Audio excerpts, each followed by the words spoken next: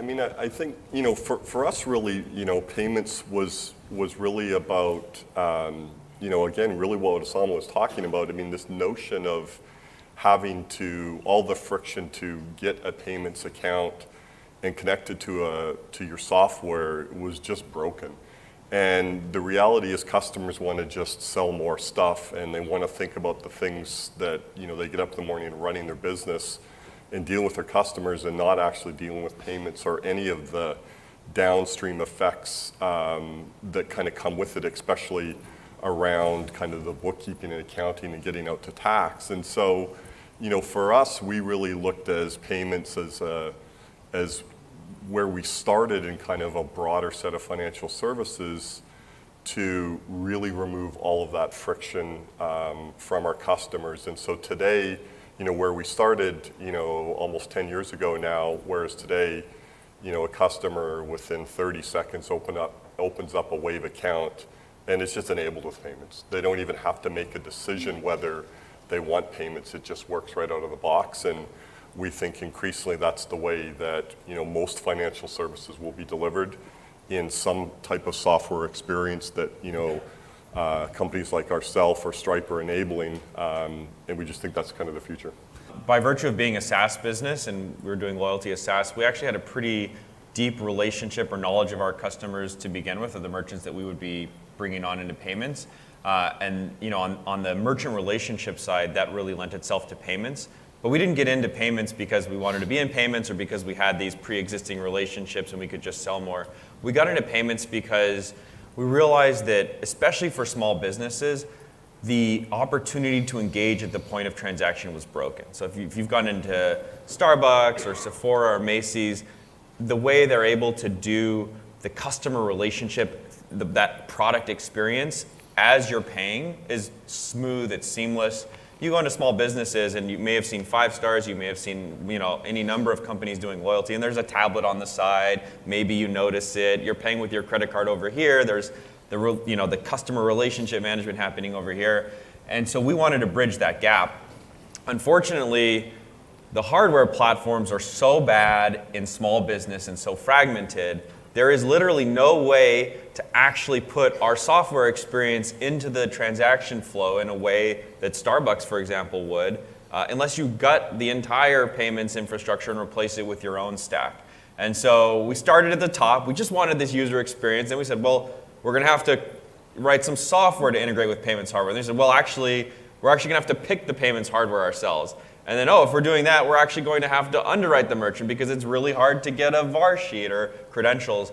And so that product-first journey for us is what actually gave us the energy to get into payments. Because it's been becoming a payment facilitator is not a joke and takes a lot of work, but the outcome's been phenomenal.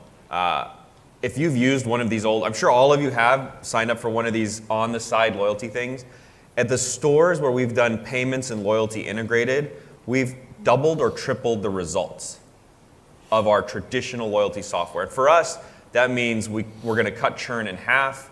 Merchants will pay us more, ultimately because we're driving better relationships with their customers. And that's the mission of Fivestars, turning transactions into relationships.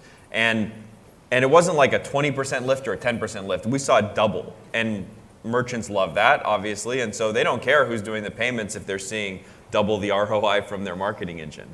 And so that, for us, has really been the reason, and it has really proven true as to why to be in payments in the first place. Yeah, I would say there are probably two key points in which we kind of made more aggressive movement into the payment facilitator space. And frankly, it started with companies that wouldn't really consider themselves payment facilitators. They didn't really know, what does that phrase, what does that concept mean? And the great thing about Stripe is that we didn't have to necessarily impart all of that knowledge and force them to learn about this industry, but they just said, I want to build a really great experience. And they came to us and said, here's what I want to do. How can Stripe enable me to do that? So we started off really with working with some core partners and customers, and we're very, very partner and customer driven in terms of what we decide to do. So we had an early partner, Shopify, come to us and say, hey, this experience of giving every one of our users a Stripe account is really great. Glad they have a Stripe account, but we actually see ourselves as owning the end-to-end relationship with the business that's selling on Shopify's platform. And so how can we own the end-to-end experience while using your rails and your technology? Because what they didn't want to do was go to a bank and integrate directly with their software and systems and then cobble together a bunch of infrastructure for every single region where they wanted to work, and then think about, well, in Europe, we're going to have to work with a different set of banks and a different set of financial institution partners. So we said we could offer everything that they wanted all within one stack of software and services. So for us, it was about saying, well, we're actually going to take away that kind of forcing of a Stripe account, the Stripe branding, and say that you can own the end-to-end experience, and we're just a suite of APIs and tools for you. And that was really the first time that we said we're going to move from saying that Stripe is the payments company so that Shopify can say that we're launching Shopify Payments, which is powered by our infrastructure.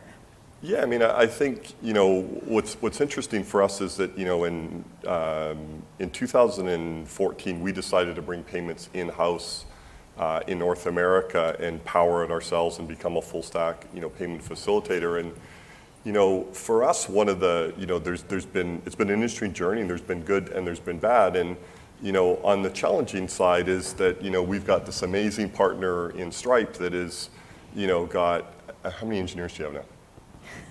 We have 1,500 employees, and about 40% of our company is engineering. There you go, a lot, hundreds. And super talented ones. And so, the ability to move at pace, enabling some of these capabilities and technology, is probably our single biggest challenge. And so, for us, it's like making sure that we're being able to deliver the experiences we want for our customers, and enabling the financial services that we need to kind of enable in our platform. And so in a lot of cases, it's building it ourselves. In other cases, it's partnering with it. And so I'm not sure there's a one-size-fits-all solution for any one particular platform, but being able to work with partners that can develop technology and move quickly is really critical. And the reality is that the big guys, really are super challenged by doing that because a lot of the legacy that they have. And so it's the new entrants that I think are moving faster and meeting the needs of customers. We realized we needed a consultant to help us with policies and procedures, and really to figure out how to manage our own merchant risk, which whether you're on Stripe or or another processor, you're on the hook for all that credit risk.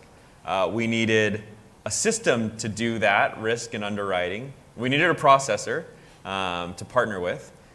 We needed hardware and a gateway that worked with that hardware. And so we learned each of those 5 pieces as we were going. And that process was a slow process. It took us a year and a half to figure out and then vet each piece of that sort of 5-part solution to go live. And I think had we known that ahead of time, that would have been a huge way for us just to move faster. Yeah, so I think we are in an environment now that is constantly changing from a regulatory perspective. You have things in Europe like strong customer authentication, and I'm actually surprised how many companies are not talking about their solutions for what's coming down the pipe in Europe.